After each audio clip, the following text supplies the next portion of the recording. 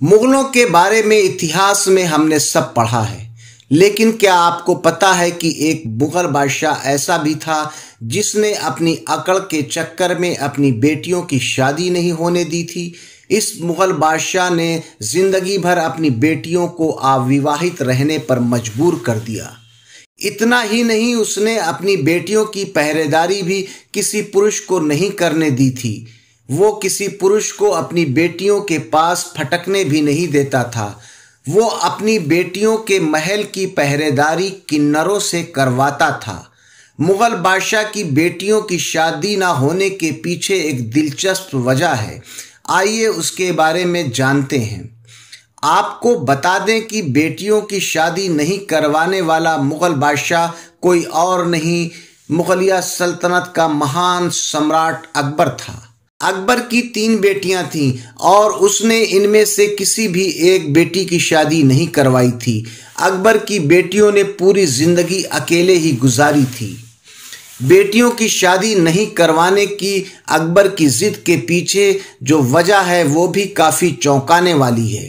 आपको बता दें कि मुगल बादशाह अकबर को किसी के आगे झुकना नागवार महसूस होता था।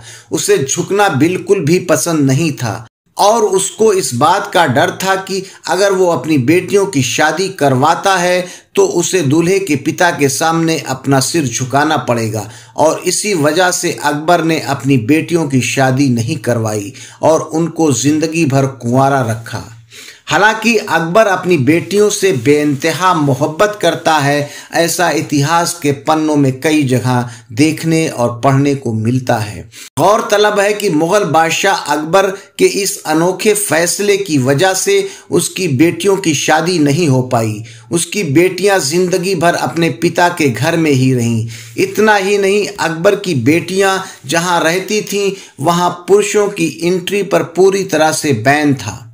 आपको जानकर हैरानी होगी कि अकबर की बेटियों की रक्षा किन्नर करते थे। महल के दरवाजे पर किन्नरों को तैनात किया जाता था। हालांकि लोगों ने अकबर के इस अजीबोगरीब फैसले पर अपनी अलग अलग राय दी है। कोई इसे अपनी बेटी और अपने मान सम्मान की रक्षा बताता है तो कोई इसे बेटियों की जिंदगी बर्बाद करने और अकड़ में लिया गया फैसला कहता है। दोस्तों, जो भी है, इतिहास के पन्नों में जो दर्ज था वो हमने आपको बताया। उम्मीद है कि आपको हमारा ये वीडियो और जानकारी पसंद आई होगी।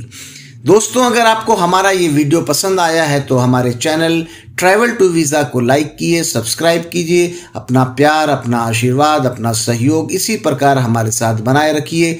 इजाज़त दीजिए, फिर मिलते हैं किसी नए विषय पर कुछ नई जानकारियों के साथ। तब तक के लिए जय हिंद, जय भारत।